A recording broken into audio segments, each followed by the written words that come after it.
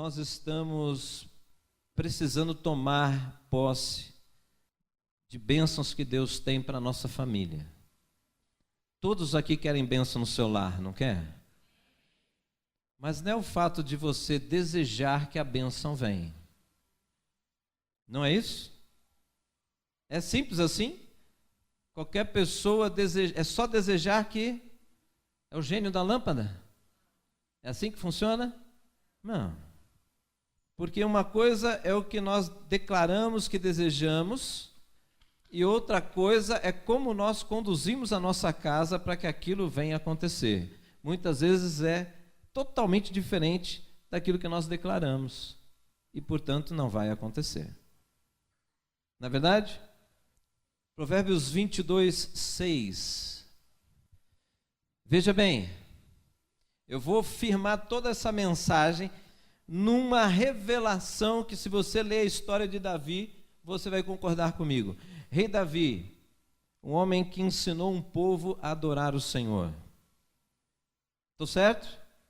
Ele foi o rei que instituiu a adoração 24 horas ao Senhor.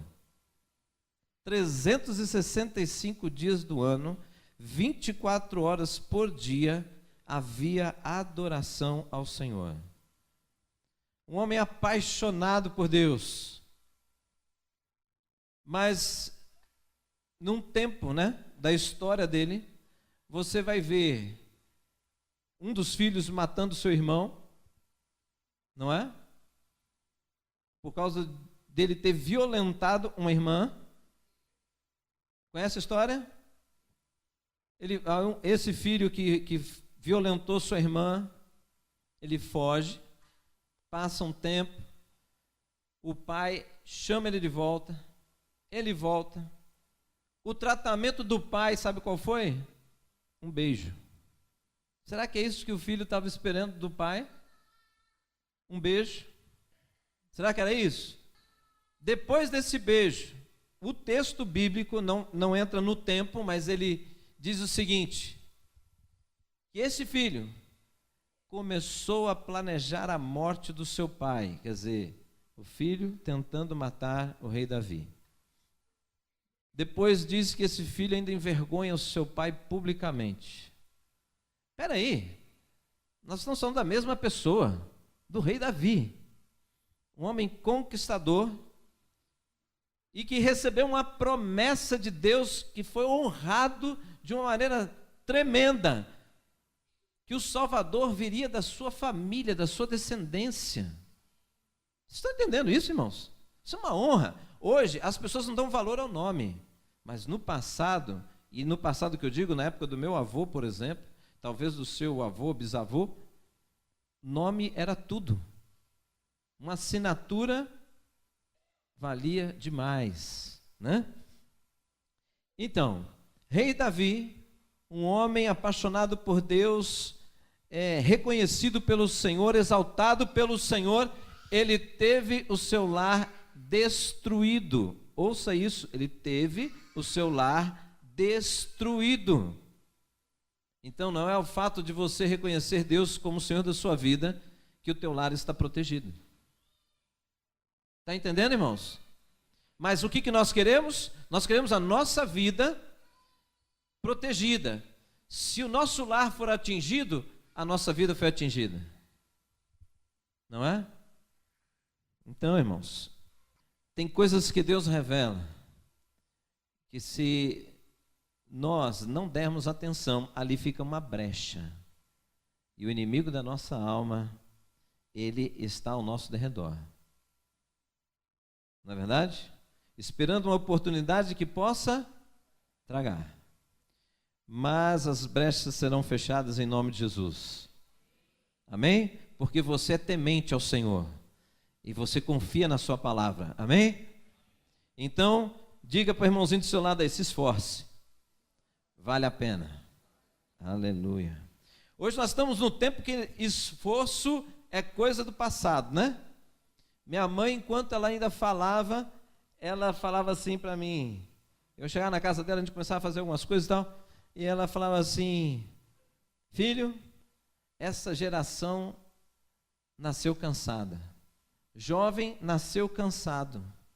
Não existe mais jovens com vigor, com ânimo, com disposição de fazer as coisas. Eles parece que já acordam cansados.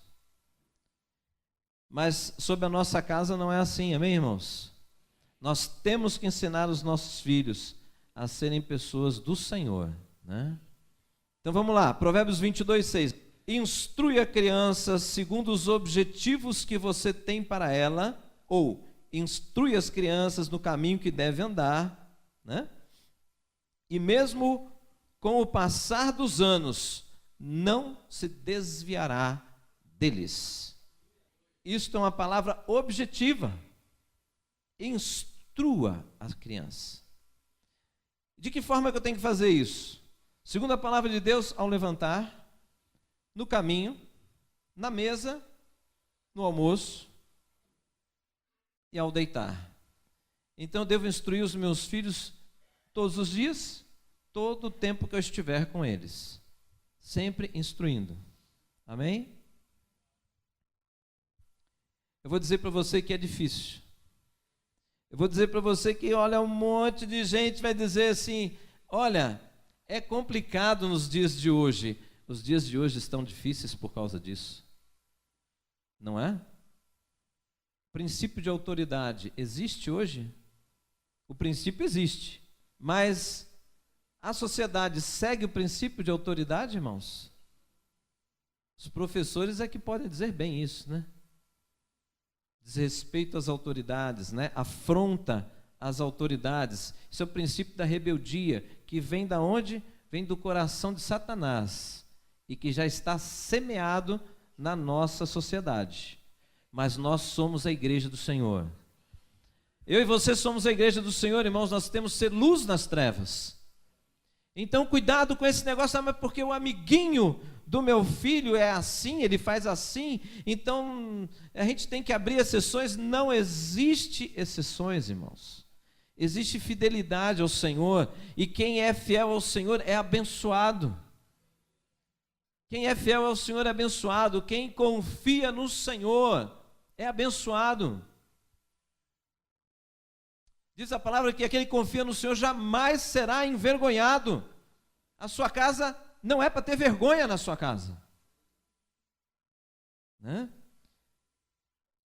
1 João, capítulo 2, versículo 14, no finalzinho do verso fala assim: jovens, eu lhes escrevi, porque vocês são fortes, e em vocês a palavra de Deus permanece, e vocês venceram o maligno. Como é que vence o maligno? Mateus capítulo 4, Jesus dá dica para nós ali. Tem que ter o que? O Espírito de Deus, mistura explosiva, né? Espírito de Deus e a palavra, na hora que se junta, bum! Não é assim? Jesus venceu Satanás dizendo o quê? Está escrito. Ele caiu no engano? Não. Irmãos, a palavra do Senhor diz que o homem é escravo daquilo que o domina. O homem é escravo daquilo que o domina. O que domina você? Você é escravo. O homem é escravo daquilo que o domina. Hoje de manhã, nós na escola bíblica dominical, nós vimos uma coisa tão maravilhosa. Uma pessoa extremamente simples lutou para adquirir conhecimento em medicina, se formou em medicina, trabalhando ainda, se formando em medicina, se formou em medicina, aí vem aquela ideia, né? Agora ele foi para o campo missionário, foi para a África, onde não tinha quase ninguém, só havia missionário na África, lá no sul da África, mas na África Central não havia. Ele foi abrir campo e morreu lá.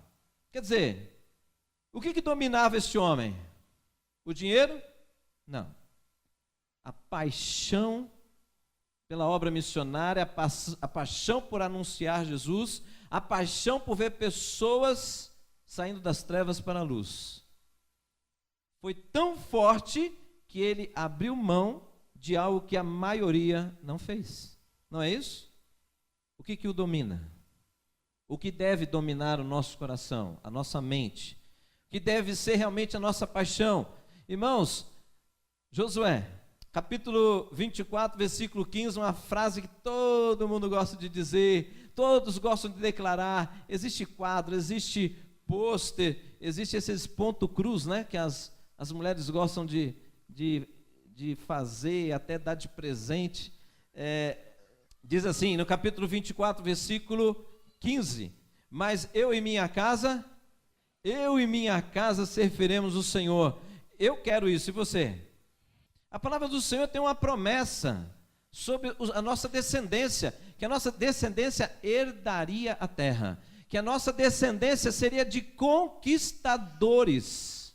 Irmãos, isto não acontece pelo fato de você estar na igreja, isto acontece pelo fato de você ser uma pessoa que entende o valor da igreja, traz os seus filhos à igreja, para a escola bíblica dominical, para todo e qualquer trabalho que leve o seu filho a ter a exposição à palavra de Deus, poder absorver o conhecimento e aprender a aplicar isso na sua vida. Irmãos, você estar aqui não quer dizer que o seu filho é crente, não é isso. Eu atendi muitos filhos de pastores, drogas, álcool, prostituição, crime, delinquência. Filho de pastor, delinquente, quadro de delinquência, perda de controle da agressividade, espancamento, filho de pastores. Aí você fala assim: ah, Satanás é sujo. Não, ele é sujo mesmo. Mas, lembra da história de Davi? Acontece nos dias de hoje, irmãos. Pastor ou qualquer cristão, que você tenha a sua vida na igreja e a sua vida lá fora é diferente do que você é na igreja, você está pregando para os seus filhos isso. E eles guardam. Eles guardam. Vários filhos de pastores falaram assim: o evangelho é uma mentira. Vários falavam isso para mim. Isso é uma mentira. Mas como é uma mentira? Seu pai é pastor. Sim, meu pai é um dos maiores mentirosos da igreja. Porque ele tem uma cara, um jeitão tão amado, chama todo mundo de querido na igreja. E em casa ele é o demônio. Assim. Não foi um, não foi dois e não foi três, irmãos. Eu não estou trazendo isso aqui para te afrontar. Estou trazendo porque a palavra de Deus é verdadeira. A palavra de Deus, a palavra de Deus é poderosa. Ela transforma a nossa vida ao ponto de nós entendermos as questões espirituais que estão envolvidas nisso. E nós entendemos esta profundidade e começarmos a dar a devida atenção aos nossos filhos, à nossa casa, à nossa esposa, ao nosso esposo. Nós estamos num tempo onde prostituição e adultério está invadindo as igrejas evangélicas. Por quê? A palavra é a mesma. Mas a questão é, não se lê Bíblia, não se medita na palavra de Deus, e muito menos como eu posso pôr em prática aquilo que eu não conheço. E aí fica diante de Deus dizendo: por que, Senhor? Por quê? Porque você não está diante de mim? Estar na presença do Senhor não é vir num culto. Entrar numa igreja não é estar na presença do Senhor. O irmão falou aqui, o Senhor passa os olhos sobre o seu povo. Aonde que estão os verdadeiros adoradores? Não é os que estão na igreja, mas dentro da igreja estão. Mas tem gente dentro da igreja que não é adorador ainda, porque não entendeu. Como eu posso entender? Se eu ler e meditar na palavra do Senhor. O Espírito de Deus, ele revela a palavra. Está entendendo? Ele traz o entendimento, ele dá sabedoria, ele dá discernimento na palavra. Como eu posso provar um profeta? O profeta tem que ser provado, não tem? Eu provo segundo aquilo que eu acho ou segundo uma revelação que já existe? Segundo a revelação de Deus. É tão gostoso quando coisas simples acontecem na nossa casa e que a gente vê que é a mão de Deus. É tão gostoso, né? É tão gostoso às vezes quando está tarde. Aconteceu tanta programação às vezes, que é falta da gente às vezes se organizar. Aí eu chego, a gente se arruma os meninos para dormir. Aí vem o João Pedro. Ué, pai, nós não vamos orar? Eu falo, filho, faz aí a oração, papai vai deitar. Sabe o que ele fala? Não foi isso que o Senhor me ensinou. Aquilo, eu não posso dizer que é um tapa na cara, não, né?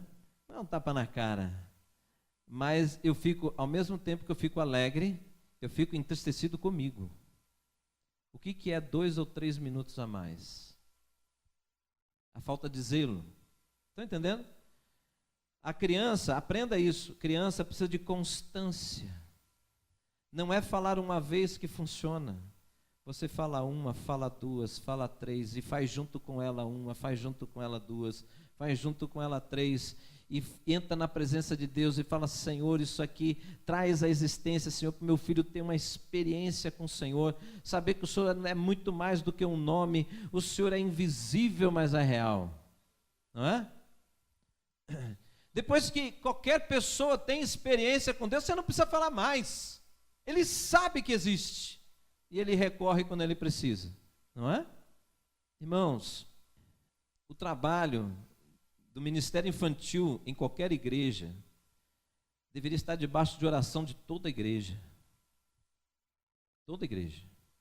Porque não é um trabalho fácil. Ser um evangelista de crianças não é fácil. Mas é assim enriquecedor. Enriquecedor. Já contei para vocês quantas vezes eu vi criança, né, que às vezes a pessoa fica muito, pastor, será que a gente batiza criança com 12 anos? Será que batiza criança com 13? Será que batiza com 9? Larga a mão de ficar com esse negócio de que idade que se batiza. Quantas vezes eu vi criança orar por enfermo e o enfermo ser curado? E é o que então? O que é aquilo lá? A gente quer botar Deus numa caixinha, né? Na verdade, tem que absorver a palavra do Senhor, colocar em prática na nossa vida, irmãos. Olhe o lar das pessoas. Você conhece o seu e você conhece de alguns outros. Veja como as coisas estão. Não deixe isso se repetir na sua casa. Mas existe uma coisa. Você precisa abrir mão de coisas para você dedicar à sua esposa. Você precisa abrir mão de outras coisas para ter tempo com seus filhos, né? Eu vou fazer uma caminhada. Leva os seus filhos. Mas a caminhada não é do jeito que eu queria. Eu quero dizer para você, essa vida não te pertence mais. Deus prepara todas as coisas, irmãos. Deixe teu filho olhar para você e achar que você é o cara, né? Deixe teu filho olhar para você, mãe, e dizer que não existe mulher mais preciosa do que você.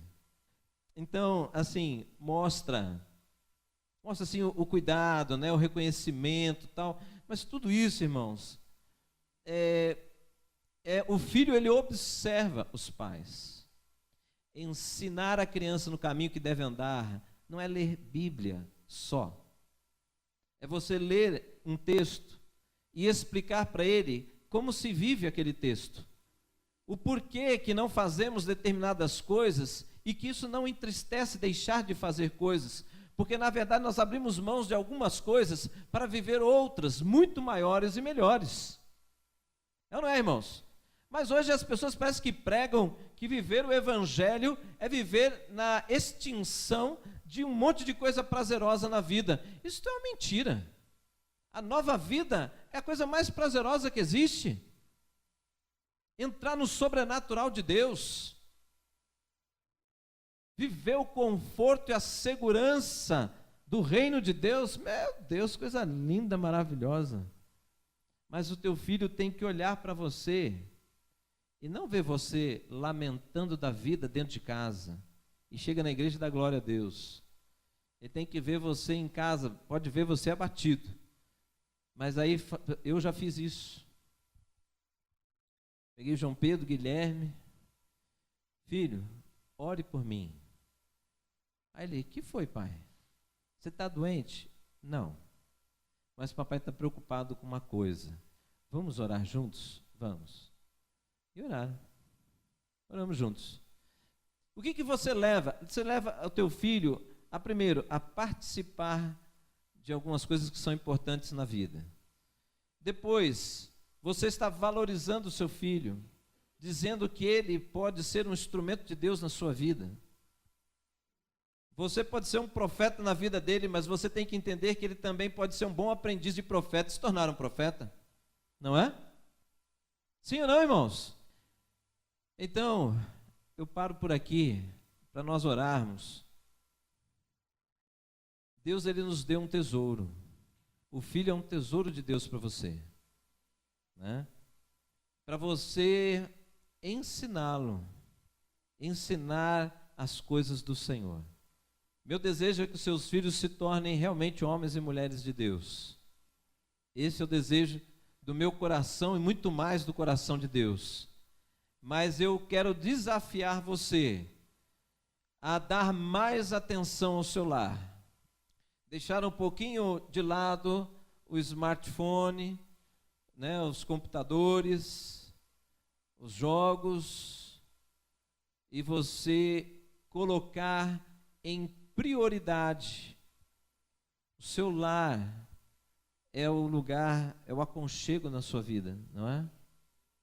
Posso falar a última coisa? Espero que você entenda. Talvez você fale assim: nossa, pastor, você é radical. Eu vou falar para você, ganhei muito com isso. É uma dica para você. Eu olho para a minha casa e ainda digo, não digo para as pessoas, eu digo para mim mesmo e para o Senhor. Eu falo: Deus, a minha casa é um santuário. Minha casa é um santuário. Eu, como sacerdote do lar, sou responsável pelas coisas que entram na minha casa. Deixa eu ver os pais aí, levanta a mão. Todo papai, todo pai. Então, você é responsável, viu? Não é a sua esposa, é você. Esta unção está sobre a tua vida, amém? Alguns vão falar: ai, misericórdia. Está sobre a tua vida. Então, irmãos, o que Deus revela na sua palavra é a verdade, que está ali escrito e está no mundo espiritual, coisas para virem e operarem sobre a minha vida e a sua vida, para se tornar realidade. Realidade. Nós estamos lidando com aquele que pode todas as coisas. Mas deixe a bênção de Deus ficar livre para operar na sua vida e operar na sua família. E isso só acontece quando Deus olha e observa que não só existem pensamentos, mas existem atitudes que partem de você, de pessoas que são fiéis ao Senhor e confiam naquilo que Ele diz. Amém? Vamos orar? Quantas vezes nessa semana você olhou para a sua esposa, não é agora, viu? Que você olhou para a sua esposa, olho no olho, e disse: você é um presente de Deus para mim. Não precisa responder. Quantas vezes você olhou para a sua esposa e disse: olha, eu te amo? Quantas vezes você falou isso para o seu esposo? Teu esposo pode não estar aqui, né, irmãos? Teu esposo pode não estar aqui, mas a mulher sábia alcança o seu esposo, né? Quantas vezes nessa semana você olhou para o seu filho, para a sua filha, olho no olho, e falar assim: viu, Guilherme, eu te amo. Viu? No bate-pronto. Todos os dias eu olho para os dois e falo: filho, eu te amo.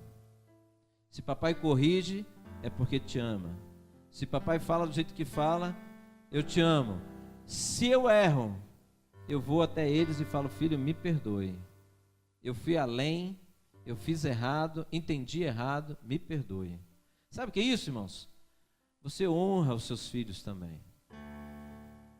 Isso vai gerar vida de Deus neles. Isso gera a vida de Deus no seu lar. Amém? Feche então seus olhos. Pai, em nome de Jesus, eu quero te agradecer por esta noite, Senhor. nós podemos ter os nossos amados irmãos, seus familiares, seus amigos, Senhor, nos dirigindo nesse momento tão gostoso de adoração ao Teu nome. É muito bom adorar o Senhor, porque no meio dessa adoração nós lembramos da Tua grandeza, da Tua majestade. Isso nos faz confiar, Senhor, isso nos faz andar um pouco mais, Deus, quando estamos enfraquecidos e abatidos. E na verdade, Deus, nós nos levantamos com força, porque o Senhor caminha no meio dos louvores. Deus, a Tua palavra, ela vem para nós como a revelação de um plano maravilhoso do Senhor, para que nós estejamos vivendo aqui sobre a terra, e esta vida transcende para toda a eternidade. Senhor, eu te peço a Tua ajuda nesta noite, Espírito Santo de Deus. Quantas pessoas, Senhor, estão ali no secreto na sua casa, choram, Senhor, decepções, ressentimentos, mas o Senhor é Deus neste lugar e nas nossas vidas, ó Pai. Meu Deus, para ir de encontro aos corações feridos, aqueles que estão assim decepcionados e talvez, Senhor, perdendo, Senhor, a esperança de que as coisas podem mudar. Meu Deus, o Senhor é autor da vida. Senhor, o que deve existir em nós nesta noite é o entendimento que tudo começa em nós. Não devemos ficar cobrando o outro daquilo que nós mesmos não conseguimos fazer ainda. Mas, Senhor, nos faz olhar para nós mesmos, nos faz ver a nossa finitude, as nossas falhas, e entender que nós precisamos buscar o Senhor na Tua palavra. Nós precisamos do novo conhecimento, nós precisamos da direção que a Tua palavra dá, nós precisamos da Tua palavra que nos dá segurança para darmos passos firmes, no meio, Deus, de uma geração, Senhor, que vive tanta corrupção. Os Teus valores e os princípios da Tua palavra, Senhor, eles transformam vida, eles trazem renovo, eles dão crescimento. Oh Espírito de Deus, abençoa cada família representada aqui, meu Pai, em nome de Jesus. Meu Pai, ajuda-nos, Deus, a discernir os tempos, a discernir, Senhor, as coisas que devemos fazer a favor da nossa família. Tira-nos, Deus, de dar atenção a tantas coisas aí fora.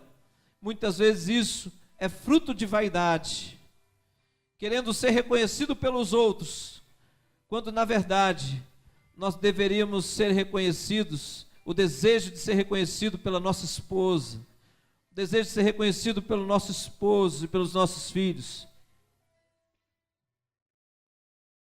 porque essas pessoas é que têm o maior valor na nossa vida. Portanto, nos faz colocar as coisas no devido lugar. Que esta noite, Senhor, esta palavra possa ser apenas um despertar, e que o Senhor possa olhar sobre a nossa casa, a casa de cada um que está aqui, e ver em cada lar um santuário do Senhor, onde o Senhor possa, Senhor, não apenas fazer pequenas visitas, mas permanecer ali, ser exaltado naquele lugar, ser conhecido naquele bairro, através daquela casa. Em nome de Jesus, que nós sejamos um povo que sai do anonimato, e que a nossa vizinhança possa saber que existe Deus, através da nossa palavra e da nossa conduta de vida. Que assim seja, para a honra e glória do Teu santo nome, Senhor. Amém? Uma salva de palmas para o Senhor, irmãos. Aleluia! Glória a Deus!